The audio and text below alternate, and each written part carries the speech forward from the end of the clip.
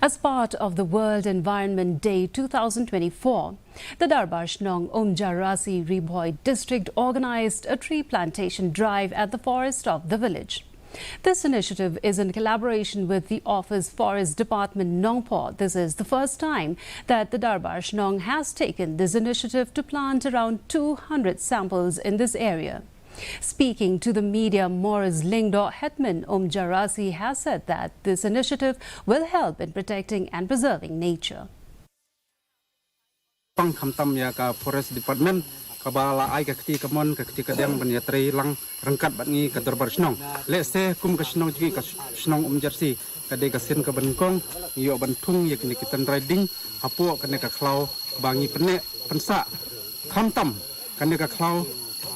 apo ka Shnong jungi ni penam kam ya ka umbam umdi laki phau phau teli kisnam